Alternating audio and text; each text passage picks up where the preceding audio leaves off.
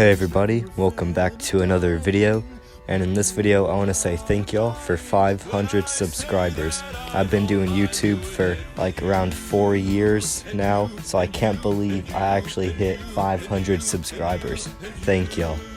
So now, let's get to the actual video. Today, we're going to be talking about a little video known as Wilford, MOTHERLOVING, Warfstache.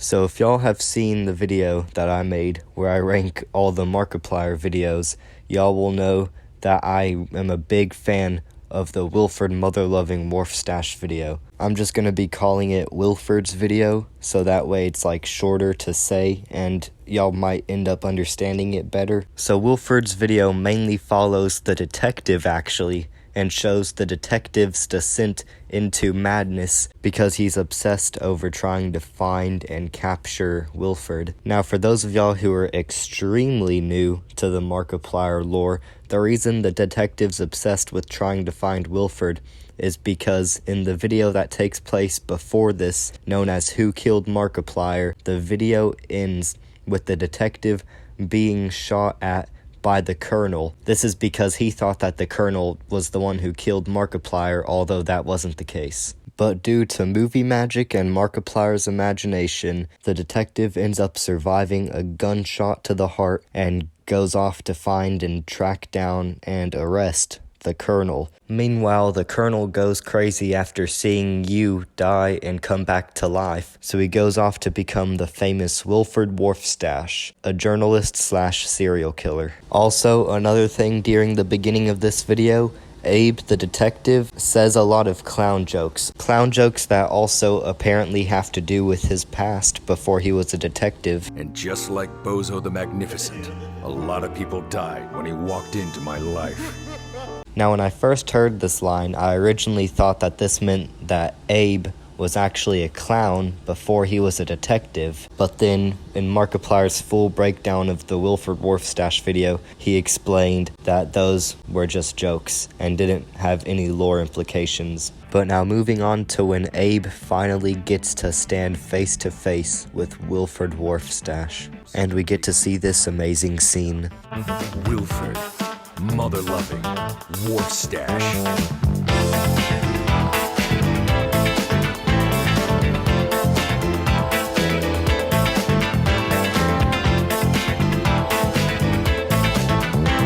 And notice how Wilford acts whenever he's around Abe. Down on the ground. Do I know you? Dave? Dave! Dave? Dave. Greg. Steve. Bill. Dave! Warfstache doesn't remember Abe. Now this just kind of helps prove and move the idea that Abe has been obsessing over Wilford for so long, for so much. He's been overthinking every little thing about Wilford, and he absolutely is dead set on thinking that Wilford is a murderer. Meanwhile, you have Wilford here. He doesn't know anything about this crazy world. He's already been broken. He doesn't know who he is anymore, and he's finding himself through dancing and drinking and anything else this Warfstache does. Notice how I say this Warfstache and not the Wilford Warfstache, because the Warfstache that is presented to us in this video actually still has a bit of Colonel in him. This is like him halfway into the transition of becoming the psychopath journalist Wilford. Not only does that fit just timeline-wise, but it also fits because later on in the Wilford video, we end up seeing Wilford talking one-on-one to Abe while Abe's having some sort of midlife crisis looking deal, which I'll get into later. But Wilford starts talking in the voice of the Colonel. No. My friend, you are not crazy. Don't let anyone ever tell you that you're crazy. Now, correct me if I'm wrong, but you and the mayor know each other, right?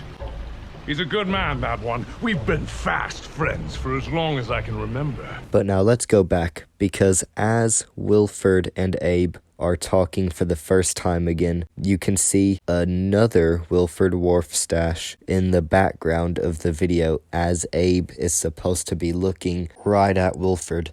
And a different viewpoint of this exact scene is actually shown in Space with Markiplier Part 2, where you, as the captain, end up talking to the second Wilford Warfstache that you saw in the background of the Warfstache video. I'm all ready. Stop stalling! You're under arrest. Let's chat over here. Way too many people to even count. They're still figuring themselves out, those two.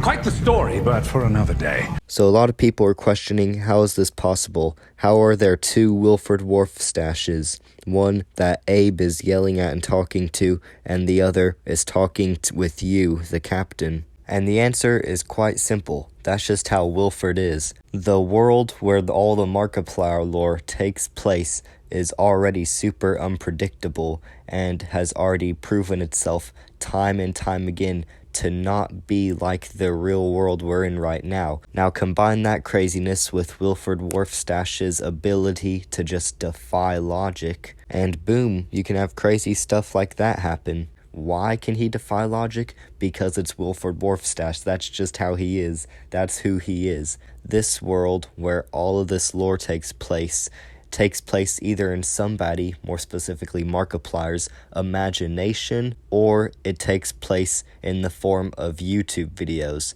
which is kind of meta because it actually is YouTube videos, like for real. That's actually one of the plots of this Wilford Warfstache video right here, because you have characters like Abe who are grounded in reality, trying to treat this world as if it's as realistic as the world we live in right now. But the truth is, that's not how this world is, and Wilford already realized that. That's how he is who he is, because he's already accepted this world as what it is, and Abe has not accepted it. Instead, he is accepted in his own mind that this world is a realistic detective movie, pretty much. And Wilford has to kind of open Abe's mind throughout the rest of the video and kind of tell him, hey, this world isn't as realistic as it seems. Just go with the flow and you'll be alright. Because that's what Wilford does. He goes with the flow in this crazy world where the lore takes place. And he notices any weird things. He definitely notices them. Like, look, whenever you get this transition right here, Wilford realizes there was a transition right here. He realizes he didn't walk to point A to B. There was a transition, but he doesn't question it. He just goes with the flow. And this is very hard for Abe to process throughout the video because he can't understand the fact that the world isn't what he thought it was. He can't understand that he has been living a lie this entire time. And a few of y'all might be thinking right now, what do you mean the crazy Markiplier lore world? What do you mean it's crazy and not like our world? So let me use an example that hopefully helps y'all better understand what I'm trying to tell y'all. So let's say you're watching a movie where the protagonist gets in a car and needs to go to a certain destination. They do a transition to where the character is already at the place that he needed to be. Just a little transition to let you know, canonly, in that movie or film's lore, the protagonist still drove all the way there. They just took out the part of him driving and put a transition there instead, so you don't have to see the whole entire drive there, because it would be boring for the viewer. But you look at the transitions and how the characters in the Markiplier lore, specifically Wilford Warfstache, reacts to the transitions. Whenever a transition happens in the Markiplier lore, you'll realize transitions are actually canon in the Markiplier lore. Like, usually the transitions aren't canon, but the transitions here are canon. Wilford Warfstache didn't get pushed into the police car and then drove away. He just got tased, and then the transition happened for him to get in the police car. That transition is canon. Wilford Warfstache noticed that there was a transition at that moment. He noticed that he teleported from one spot to another. And not just Wilford Warfstache, most of the Markiplier lore is actually like this, where it seems almost as if there's a whole nother layer of like meta, where all of this kind of takes place in the world inside of a YouTube video, because it quite literally is a YouTube video. And let this show you how difficult it is to actually theorize about Markiplier lore, because to get a theory that is most likely correct, you have to throw a certain percentage of logic out the window, because this universe isn't sunken in realism. And that's something you have to keep in mind whenever theorizing about the Markiplier cinematic universe. And with all that said, there's still one final clip I want to talk about before we end this video,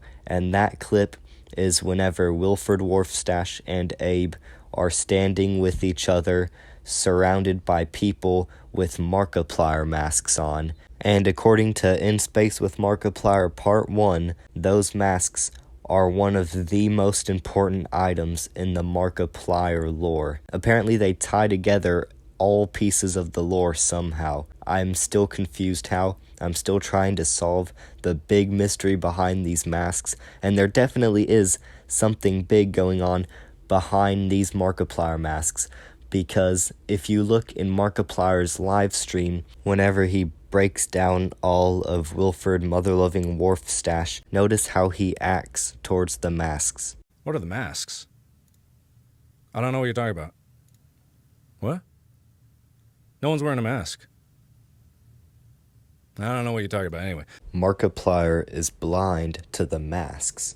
Now, I'm still trying to figure out what all this means and how it ties everything together, but if you guys have any thoughts on the matter, feel free to put them in the comments down below. So yeah, thank y'all for watching. Make sure to like and subscribe, and also thank y'all for 500 subscribers. And I will see y'all in the next video.